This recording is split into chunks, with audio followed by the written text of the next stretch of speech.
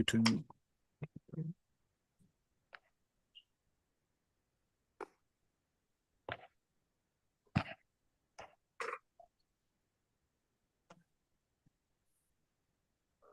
Oh, welcome, beautiful people. You are listening to the From My Perspective podcast on this beautiful Thursday. I'm your boy, Deano, aka Sedato, but I am repping my team. Uh, we got aka Captain Haters. You got any AKAs you want to add to the list today? Q? Oh wait, you're another That's your boy, Mr. Bell, aka man. Listen. It's just for entertainment purposes. It's just entertainment. But now, what's going on, Dion? It's going good. I don't know if you meant to lay that nice transition up for me, but let's go ahead and start with entertainment, man. WWE, that E stands for entertainment. So let's go ahead and go into it. I mean, the big story of the week is it's going to be a little bit of a express podcast for you guys. So we're going to go through a little bit quick, but let's go ahead and go through the story. Rocks pulled up on Roman last Friday. Cody seemingly gave his WrestleMania main event away to The Rock, which everyone seemed like it, but there was a lot of backlash. We want Cody was trending on Twitter. We want Rocky was trending on Twitter. Ava Rain, also known as The Rock's daughter, who's the NXT general manager, she got so much backlash, some death threats, which is very stupid and very unfortunate that there's fans out there. But she deactivated her Twitter. It was a lot. My reaction was, I would think The Rock would have been dope. I understand the reasoning why people was upset. This long-term story. Cody was laid it up. And today on the kickoff, it seems like they made the decision. Looks like it's going to be Cody versus Roman at WrestleMania 40, but with a twist. It seems like Dwayne The Rock Johnson has joined the Bloodline faction. Obviously, he was in the Bloodline. He's their family, but looks like he's in the Bloodline faction, and we got Hollywood Rock. So go ahead. I laid it out for you. You said you can't believe it. Seems fake. Let me see your reaction, man. I see Yeah, you got Dion. a headache. Come on, cuz. Come on, dog. What we like? So is it we starting out with the A early in the pod? I ain't even get to get warmed up. I ain't even get to, get my juices flowing. But so I didn't even know nothing about this. You told me, and so then I had to go watch it on Twitter, watch the clip, and then the Rock is joins with Roman Reigns talking about, you know what I'm saying? Don't disrespect. You talk about my family. You talk about his family, you talk about my family. So watch your mouth. Then he does the whole slap shit or whatever. Here's my problem. Let's just call a spade a spade. They wanted to go box office because of the Vince McMahon stuff. So they pulled the Cody situation and went Rock versus Roman. That was the plan. That was the plan. But then, like you said, all the backlash, so they punked out. This is why I thought Rock was going to win the Royal Rumble. Y'all should have had this in plan and known this was going to be the situation when the Royal Rumble happened, and let the Rock enter. Now, here's the thing. I get that it's possible. It's possible that CM Punk was supposed to win the Royal Rumble and he was gonna challenge Seth. And then it would have set up Rock versus Roman. Cody wouldn't have won. If y'all knew if the audible was changed when CM Punk got hurt, y'all should have did something and let Drew win. They should have did something else. They come up with Cody win, and then all right, but Cody's not gonna pick Roman. He gonna let The Rock take his spot, and then it didn't even make sense. I mean, because Cody basically gave it to him, then the backlash happened, and then that's when he. uh, I read a little bit of the dirt sheet. I don't subscribe to any dirt sheets, but I do see what's on Twitter. I know Fightful had posted. Well, somebody posted what Fightful posted. I usually get after the fact because I don't want to usually get spoilers. But someone posted that they knew that they wanted the Roman versus Rock before Royal Rumble. That's what I heard. And if that's the case, you're absolutely right. The Rock should just win in there and win it because I don't think that this backlash would not have happened if Cody hadn't won the Royal Rumble. You shouldn't have let Cody win. Yeah, I get if CM Punk, because I seen a video like post that they said you could see at this point CM Punk told Cody, "Hey, I'm hurt." You know what I'm saying? So you gotta win. Man, y'all should have did a both y'all get eliminated at the same time type Yeah. I mean, shit. like I said, some people thought it was audible. Some people think Cody was always supposed to win it. If Cody was always supposed to win it, and y'all knew that y'all was gonna make Roman versus Rock, that was a dumb mistake. I That was don't see I don't see Triple H being that stupid. No, you know what I'm saying? I don't see him being that stupid. Because y'all knew, okay, Royal Rumble winner gets the main event of WrestleMania. and it made no sense for Cody to pick not Roman. He pointed to him as soon as the match was over. Yeah, you knew what it was. So, bruh, this was a bad decision.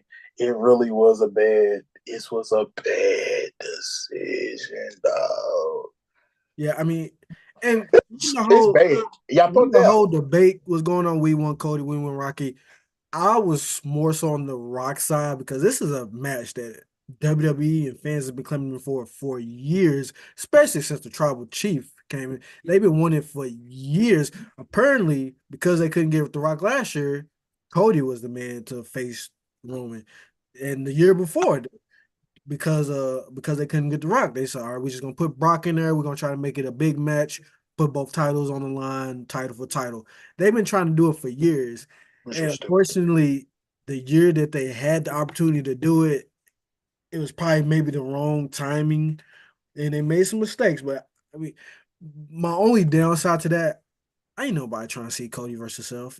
If you did your research in televised and non-televised match, Cody is 22-0 against Seth. Ain't nobody trying to see that. Dog, here's the thing. I'm just going, y'all punked out. Like y'all just punked out. The fans got y'all what y'all want. But the fans, it's my issue with the fans is, like you said, everybody been wanting this Rock and Roman situation for the longest. But now y'all got it. Y'all look stupid. But then WWE looks stupid because y'all doing this whole finish your story with Cody, which is basically it's the game. You know what I'm saying? It also ties along with your video game, finish your story. This just looks that was going to look bad. And they said Cody went to WWE officials and was like, "Hey, I don't think this is gonna go over well, but It I'm gonna did. do it. But I don't think this is gonna go over well." And then it didn't go over well. Y'all knew it wasn't gonna go over well. Anybody with a brain could think, this ain't gonna work. Cody, We've been building Cody, up for this. Cody's one of the biggest bay face. He's not on Steve Austin's level. I don't think anybody will be on Steve Austin's level, but he's in that realm. He's in that You know realm you of got face. you got to lose, right? That's another thing. I knew if Roman was gonna face Rock, Roman was gonna get that Hogan record. Now, Cody, I feel like Cody has to win. You cannot. No, I feel like Cody got to lose because then If, it's too picture perfect. Cody, he lost at WrestleMania, he get his second rematch and he lose again. if No, you if know, he does, it'll be because of Rock interference. But I was ready to say he needs to lose because of Rock, I and will then it say needs to be a Cody versus a Rock match. probably Then you could get to a Cody versus Roman match down the line. But my problem is who Roman gonna face in between time because he done beat everybody. yeah, and another thing, like Roman is to the point where you feel like the only place he can lose the title is WrestleMania, maybe SummerSlam, but I I would mean, make him lose at SummerSlam. Because, I mean, I feel he could probably do the Bobby Lashley thing because I don't remember him and Bobby Lashley actually going at it. So him and Bobby Lashley can go at it. I really think that's it because he already beat LA Knight. he beat everybody, man. He I could mean, do Randy Randy Solo. 1-on-1. It's like on his way to getting that Hogan record, it's gonna be pretty boring, and all He my can't. confidence points gonna be on Roman. I don't want him to get it. I really think Big Brain. Cody loses to Roman because of the Rock. It goes Cody versus Rock. I think it's got to be Cody versus Rock's got to be before SummerSlam because Roman needs to lose to SummerSlam because at this point, this Roman shit's getting old. Yeah, It's just fuck the Hogan record. This shit's getting old. It's yeah. gotta stop. it is getting old, but I will say they did put a little spice and a little more entertainment to me with this The Rock joining the Bloodline. I am intrigued. I'm not, because now everybody's in the bloodline except for Jay. Like, I'm intrigued because I like The Rock. I'm a Rock fan. I like his movies. Apparently, his movies have been so shitty. That's the reason why he's in WWE right now.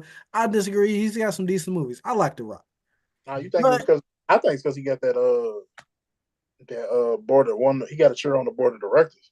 That's why he in the WWE. He had to make a return on that investment. Because I heard the industry drink return of investment ain't returning the investment. I mean, returning the profit. You know what I'm saying? well, we'll see. What But I heard. because Cody is challenging Roman, who is on Friday Night SmackDown, Cody's technically on the Monday Night Raw roster. Adam Pearce and Nick Aldis is probably going to have to do a trade somehow, but we'll see how that works out. But speaking of trades, NBA trade deadline was today, and honestly, I completely forgot it was today. I was getting notifications about all these dang trades going on. The first one that really hit my phone, yo guy, one of my favorite players, especially watching him back in college. He has a three on him. He can shoot from anywhere as soon as he crosses half court. Buddy Hield, he's going to the Sixers. Was you upset? Do you like the move? What's your thoughts, I man? never Yeah, understood our talking about faces. from my perspective, right? I never understood the thought process of why we're going to trade Buddy Hield so bad. We've been looking for trade packages for Buddy Hield for a long since last year. I don't understand why we wanted to trade you so bad. He's the best 3 point shooter on the team, the most consistent 3 point shooter on the team. I don't know. This league evolves around 3 point shooting. Why? I don't understand why people don't take the basket. It's anyways, but why would you trade away our most consistent and our best 3 point shooter? Is his defense good? No, but I feel like he's gotten better. So he's developing into a wing 3 and D type dude. I personally think it was a bad trade. I don't understand it. I knew he was gonna want money in the offseason, but who y'all get? Y'all didn't get y'all went and got basically Doug McDermott for Buddy Hield. Really? Is this what we doing? Like for real, this is what we doing. Plus, Buddy Hield's contract was like over at the end of the year, so y'all really got nothing. In my opinion, y'all got nothing for him. This was a joke. It was a waste of time. Yeah, I didn't like him. I like Buddy Hield. I actually used the Pacers in my NBA 2K my career mode. I actually played for the Pacers. Buddy Hield, man, he always getting me right. I get like 5 or 6 just from Buddy Hield shooting threes all day long. I thought it was a dumb mistake. It's definitely going to help out the Sixers. Obviously, Joel Embiid is out for a while, but that's another player to maybe help them, possibly, maybe make it past the second round. I'm not going to hold my breath on that one, but I wouldn't we'll either. see. Uh, during this trade, I mean, there was a lot of trades, but a lot of people was very hype about what the Knicks moves did. Uh, don't remember off quite top of my head of all the moves they did, but they did some moves. They Personally, did. They got Boran Bogdanovich. I think I pronounced that right. He went to the Knicks. It was another trade. That was the main one. It was another Knicks trade, but I can't think of the other one. but I mean, I was looking at their potential stars and bench. It don't move the needle. You still got Boston to deal with. You still got Milwaukee to deal with. Don't move the needle for me, New York. I know Stephen A. Smith was excited. I know a bunch of Nick fans was excited. It don't move the needle. Not for me. I know the Bucks moved up a little bit. Didn't move my needle at all. Mm, it didn't. I'm trying to find the other Knicks players, but I can't find nobody.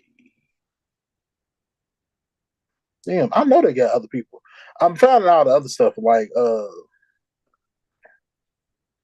let me ask you. Okay, here we go. They got Boron and they got Alex Burks. That move the needle for you, man. Nah, it don't move the needle for me neither. How you feel about Gordon Hayward going to the Thunder? That was another one. The funny thing about that one, obviously, he needed to get out of Charlotte. That was a very immature team. But when someone was hyping that trade up, they were showing me Utah highlights. Man, he ain't been that guy in a minute. Like, don't show me no Utah highlights. He played in Boston and he played in Charlotte. Why are we looking at Utah highlights?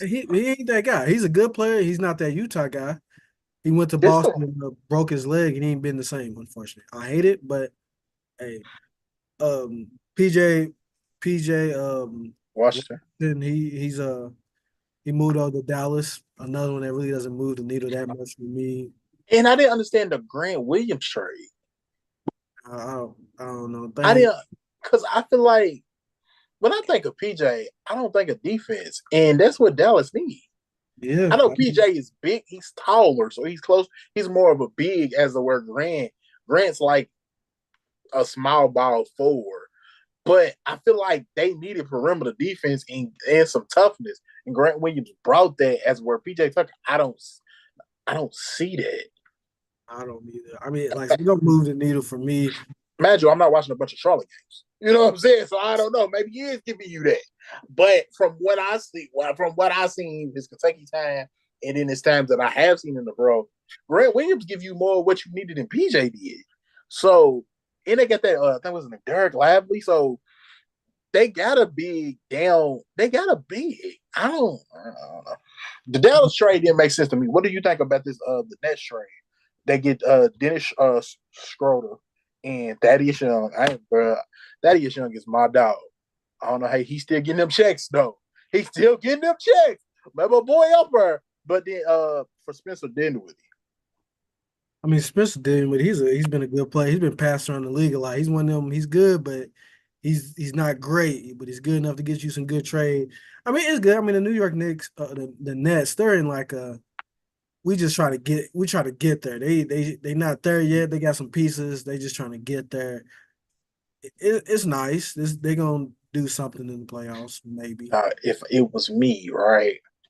I asked you that for a reason. Brooklyn needs a one, right? They need somebody who can go get their own buckets, get their own shot, and they can do it very consistently. Man, it's two people that come to mind. One of them he already played there. What do you think about D'Angelo Russell going back to Brooklyn? I think he will love it. And we're gonna get to the Lakers a little bit later, but I think he will love it. I think Okay, Alex, where he was an all-star, I actually love the move. Sit him right there next with to Bridges. That could be a decent little duo. they.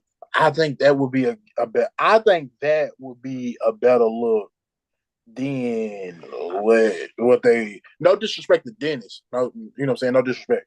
No disrespect to your boy, but I just don't.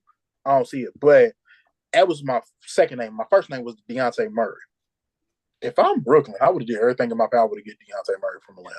Yeah, a lot of people say he's been on the trade block. A lot of people been trying to pencil him back to San Antonio. I don't know why, but I don't know, but that's I'm saying he could he's not on like a max contract. nope. So I think he makes like the 20 to $25 million range. So he's not going, he's not too heavy on the books, but he also can give you number one, like ball handler, get my own shot. I can create a little bit because Bridges, come on, Ryan. I don't see him as a creator. I do see him as a second option, but I don't see him as the number one. He's a second option. Definitely not number one. I see it. I mean, No man, shade. No shade. The I Nets hate had it. They had a championship in their grass. There was a toenail away, and they basically had to reset the whole thing. So I feel bad for any Nets fan having to start over. from what I Dealing, heard, they ain't got nothing. That's what I heard.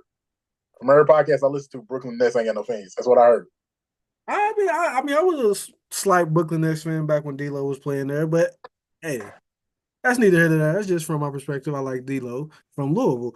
But before let's go ahead and talk about the menace they call him, or they say he's the best defender, best perimeter defender. Pat Beverly pairing up with Damian Lillard in the Milwaukee Bucks. Now I do like this trade because they needed a defender. I do think Pat Beverly might be a little bit past his prime, A little but bit. he's still a defender. He might help him a little bit, A little bit. It moved the needle slightly because they needed another defender. They desperately needed a defender. That's why. When you're that low, something's gonna help, and that is gonna help. Okay. All right. Here's my. Okay. Look, no disrespect to Pat Bell. I love the pod that he's doing. I love the energy that he gives. Shout out to Pat Bell. This is not no disrespect, no shade, no shade, no shade. Here It comes don't do nothing. It don't do nothing for me. Not a damn thing. Yeah, he's gonna help on the defense. He don't hit enough open threes. Nah, he just don't. We talking about a backup point guard. They That's what might we put talking him, about. they A might backup. put him on the floor at the same time with Lillard, maybe in some. So y'all gonna be real small in the backcourt.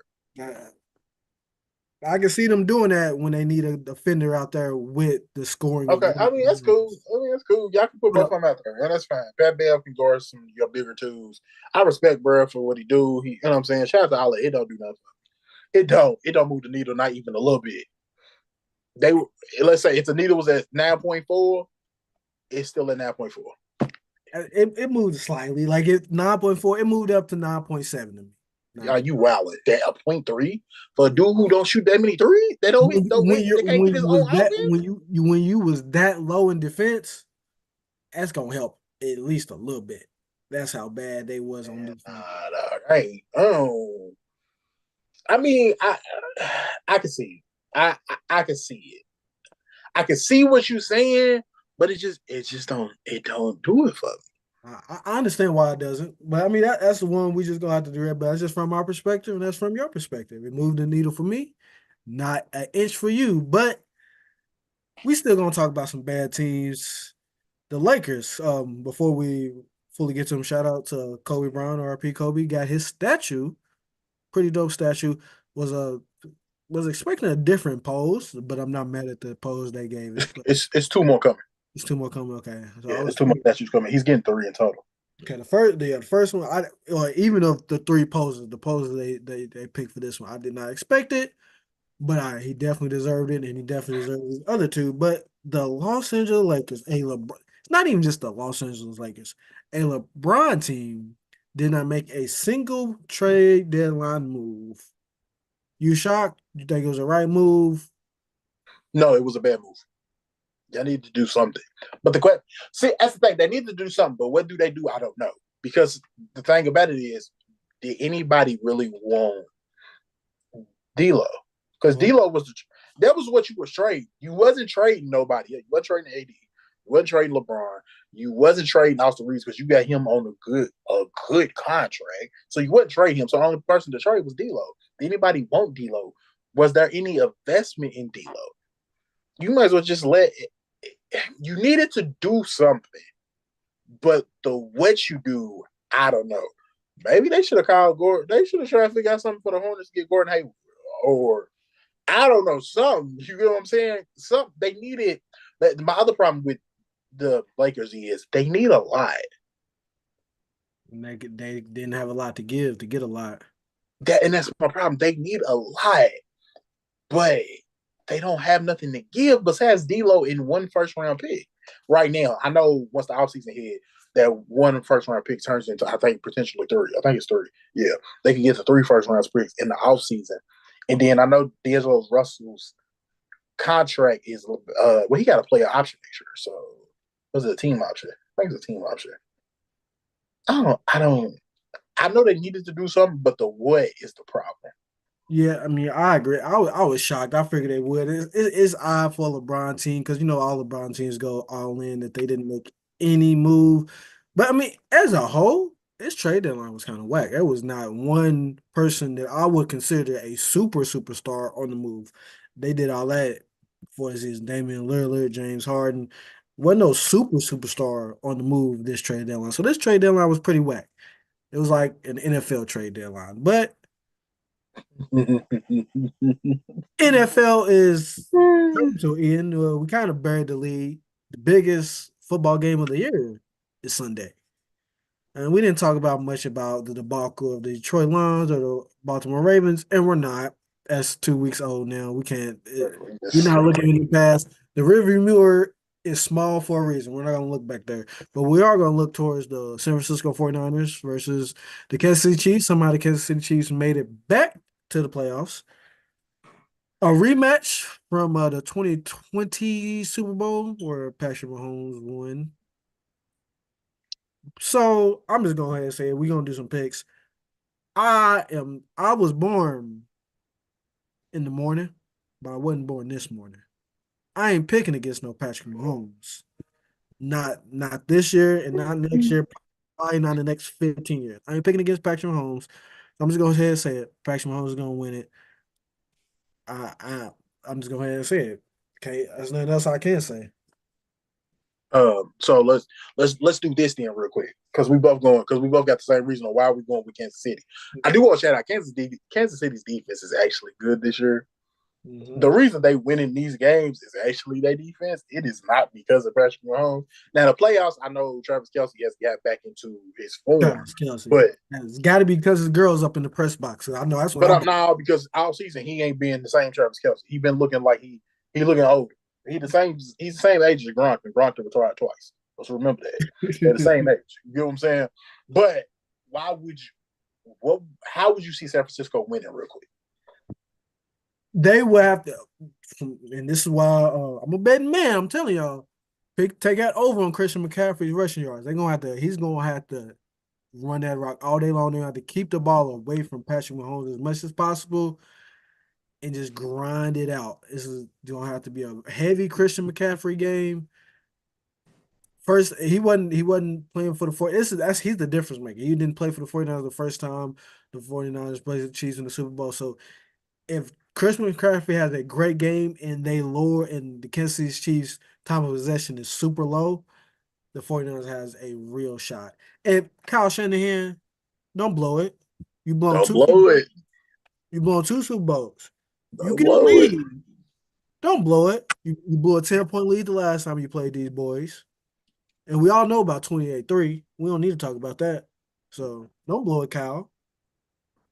But he still, Dan Quinn still got a job. Really. Anyways, I disagree with you. I don't think it would be Christian McCaffrey. I actually think it would be Debo and Ayuk. And the reason I think it would be them two is because Kansas City's, like I said, the defense has been playing good. They're gonna try to blitz. And they're gonna blitz and they've been good against the run. So he's gonna have to get the ball out quick. Who he gonna get the ball to? Debo and Ayuk. I think I'm pronouncing his name right. Yeah, Brandon Ayuk. Yep, you pronounced it right. Yeah. I think them two would be the X factor. I think the passing game would be more so the X factor. I know, and I get Brock Purdy has to be the one to pass the ball, but them two got to make the plays, and because like I said, it's gonna have to come out quick, so it's gonna have to be a bunch of yards out the catch. That's how I see San Francisco winning because San Francisco defense. I think we overhyped it all year, but I still think it's good. I think they've been good all year. I don't know. Sometimes when you get to the playoffs, the lights get a little bit too bright. They've been real shaky in the playoffs. They should have lost the last two games. They should have lost against the Packers and they should have lost against the Lions. Yeah, true. Nah, you must definitely right. But I think their defense is good enough to slow Kansas City down because again, I say Kansas City's offense ain't did it this year. Nope. That ain't been the reason why they've been winning these games. The reason they've been winning these games is the defense, and I feel like the defense will be able to get some pressure on and also slow down the running attack. So that's why I don't think it'll be a Christian McCaffrey. I think it is going to be a Debo and Ayuk is if San Francisco is able to pull off the win. Because it's been shown you can slow Kansas City down offensively. And Patrick's been saying he's been a game manager. That's how he's been doing it. Yeah, sure. Yeah, he's been a game manager. So I don't know. Like somebody said last game as Bomani Jones. He said Patrick Mahomes last game looked like a point guard that was playing 4 outs. Yep. I'm just okay. This is what we got. This is what we gonna do to win, and I'm gonna set it up the best way I know how. I'm not gonna give y'all the 5 or 10 flashy plays.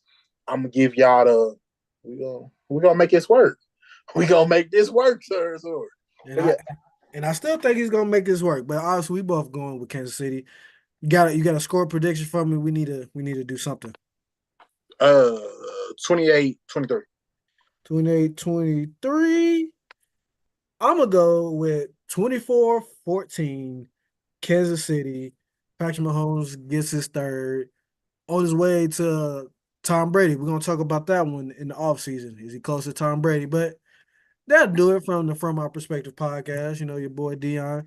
Repping his hometown team today. Glad y'all could join us. Take us home, Q. You already know the best. It's your boy, Mr. Bell, aka say your name upon this pod. Might not put you tomorrow. We're gonna catch y'all next time.